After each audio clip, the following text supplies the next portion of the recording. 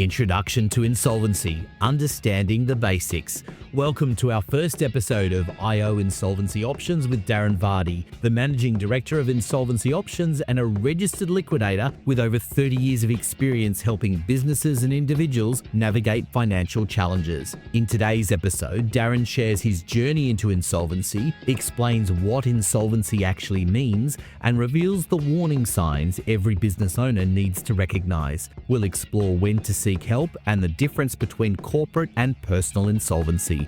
You'll understand the fundamentals of insolvency, know when to seek professional advice, and learn why acting early gives you the most options. I'm your co-host Anthony Pearl. Let's dive into unlocking more about insolvency options. Darren, let's talk about, I think, what is an important topic is being a director of a company. Because many people find themselves in that situation now, don't they? I mean, there are companies that are formed that are really out of small business for various tax reasons that become a company. There are not-for-profits that people sit on boards of that effectively are a kind of company. This whole idea of being a director of a company is becoming more common and more important. Yeah, that's true. We're finding that incorporation of businesses becoming more regular than your traditional sole trader and partnership type operations. But like partnership operations and sole trader, there is personal exposure to being a director of a company. And directors need to be, aware of what their duties are.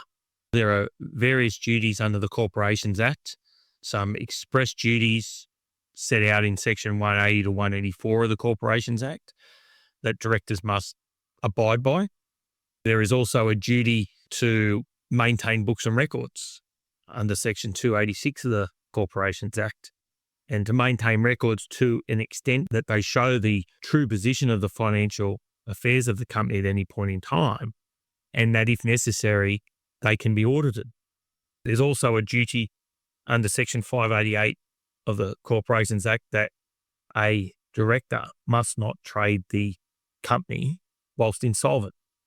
So we get back around to that insolvency issue and the personal exposure that goes with, or potential personal exposure that goes with trading a business whilst insolvent. There are also a number of other areas where directors can be personally exposed, and this is just simply in the day-to-day operation of their business.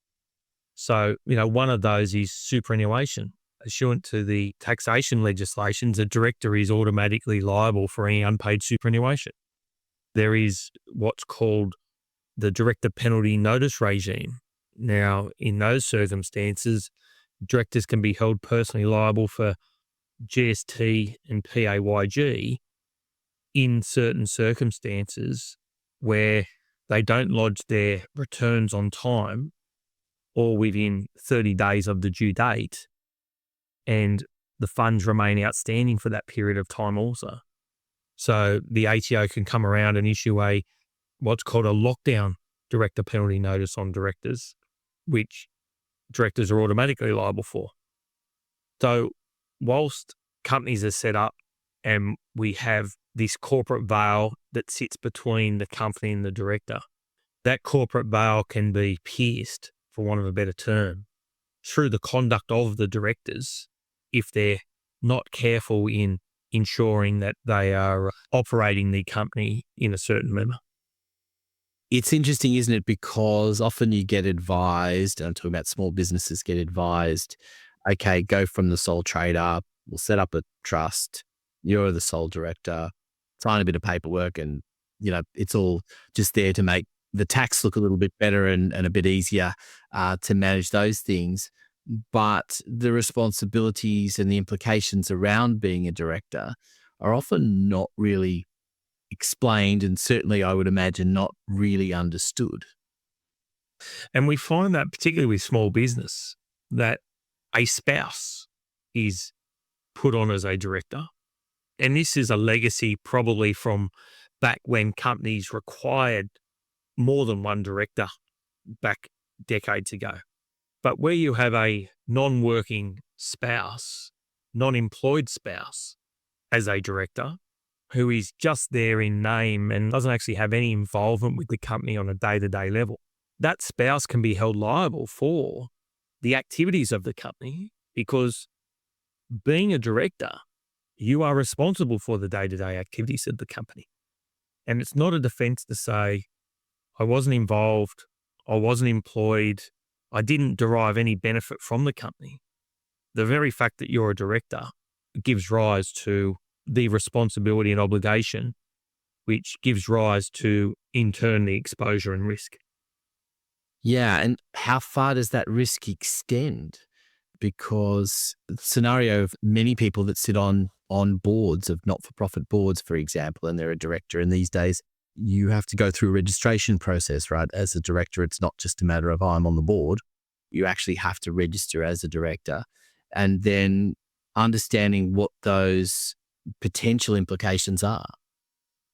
The directorship registration through ASIC that ASIC have put in place, I think, has increased the awareness of directors' obligations, because it's understood that when you apply for a directorship number, ASIC send out a note to you as a director, which sets out what your obligations are as a director.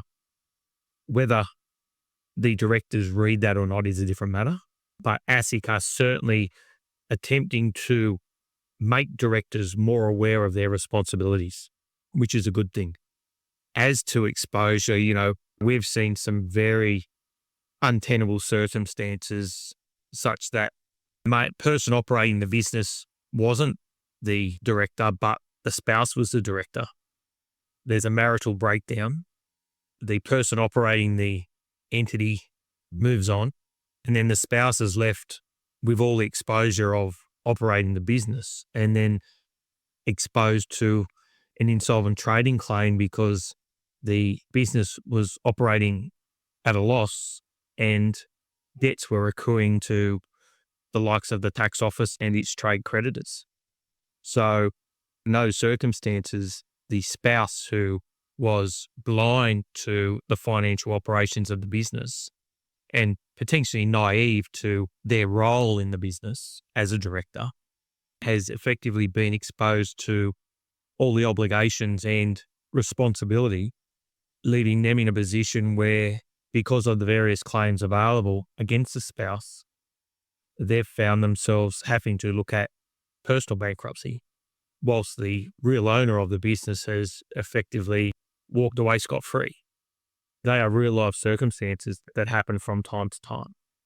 You quite often hear the term shadow director, and that is effectively a director who is not by designation or role recorded with ASIC, but it is the person who is actually directing the company and operating it day to day. And, there are provisions within the Corporations Act which allow liquidators to pursue shadow directors, but the advice is that don't be a director unless you're going to be personally involved in the business because of the obligation and risk that comes with it.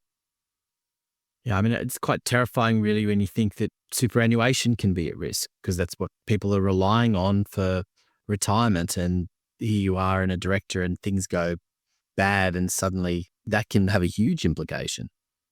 Correct. And with that comes the personal exposure of the director to pay that superannuation to employees. Yeah. Because quite often we've also seen directors will pay all their staff entitlements, but they won't pay their super because they don't have enough cash flow. And quite often we hear the director saying, but it's just my super. My answer to that is quite simple. It's not just your super. It's super that is payable pursuant to a statutory scheme. It's not payable to you personally. It's actually payable to your super fund for the benefit of your retirement. And when the tax office comes knocking and comes to pursue the superannuation, they will see, and quite often we've seen this in circumstances, is that, the directors have to then go and refinance some property or find the funds to pay the tax office the outstanding super, which then gets paid to the director's superannuation fund. And all they have done is simply incurred additional costs and interest, which could have been avoided if the super had been paid as they went. And they didn't not pay their super given the lack of cash flow that they had at the time. And that then comes back around to the position of, well, if you can't pay all your debts, super, for yourself, are you actually trading profitably? Is the business making enough money to pay all its expenses? So it gets back to the very crux of why we're here, why do we have a financial position that we're in? Because if you can't run a business and you can't trade profitably, why are you doing it? It is such an important question, isn't it? Because too often people have found themselves in a business that really is just a job as well. I think that happened particularly as a result of COVID, where people started working from home, and some businesses made the decision that, well, if you're going to work from home, we're going to treat you as a consultant. And so people set up their own businesses and that suited people, but really they were only creating a job for themselves. And all of these risks and things that come attached to it, people not paying themselves a wage, let alone superannuation, they're pretty common. Correct. And, what I say to tongue in cheek to directors, if you're not paying yourself a wage to put food on the table, you may as well shut the roller door, go down the beach and watch the waves roll in, because at least watching the waves roll in will put a smile on your face rather than being in a business which you're shackled to and for which you're not getting paid for and you can't even put food on the table. So it's about changing the mindset of the directors to say, and a lot of directors come out of, a lot of businesses are spawned by people working for larger organisations, finding out that they have a talent at doing what they do. They go and build a nice little business and the business goes well. But when they get to a stage where there's a financial impact, and because they've been trading it for a long time, they're emotionally connected. It's a matter of removing the emotional connection and really looking at it and saying, is this business for me? Whilst it might provide me with some flexibility, whilst it might provide me with some autonomy, am I really making the best of my life running my own business?